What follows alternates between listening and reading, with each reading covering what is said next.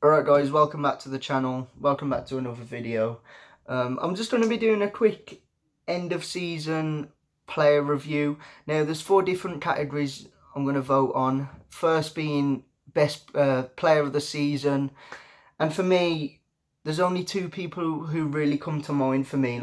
Well, there is more, but for me the standout players this season have definitely been Dwight Gale. 21 goals so far this season, and he has played some of his games on the wing, which really didn't help. If you'd have put him up front, he'd probably be on 30 by now or something like that. He's an unbelievable striker. And the other player who I was stuck between was Kieran Gibbs. Now, I think Kieran Gibbs has been absolutely exceptional this season. He hasn't really put a foot wrong. Even when he's at his worst, it's an average performance from him. So for me, player of the season has to be Dwight Gale or Kieran Gibbs.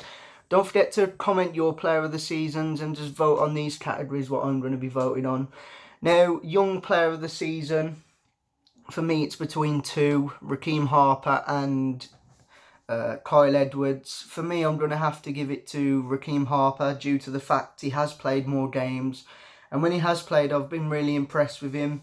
It's a shame that we haven't really sorted out anything with his contract, because I would really like to see him sign a deal.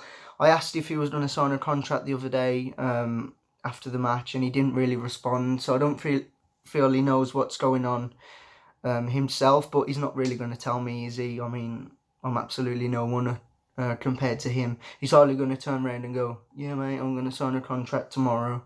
It just doesn't happen like that in football. But yeah, for me, Raheem Harper, most consistent player of the season. Again, it has to be between, well, 2 different players now. Kieran Gibbs, like I say, he's been absolutely exceptional this season. Hardly put a foot wrong. And you could say the same for Gareth Barry as well. I think there was a lot of question marks when he first signed for the club, being the age he's at. 38 years of age. He's nearly older than my flipping granddad, for God's sake. But he's been absolutely unbelievable this season. He reads the game so well, and he's done it so many times this season. He doesn't really put a bad performance in. It's like when he gets the ball, he knows what he's going to do before he does it, and when another player gets the ball, he knows how to read the game and win it back and stuff like that. So for me, most consistent player has to be Gareth Barry, but it was very close between him and Kieran Gibbs.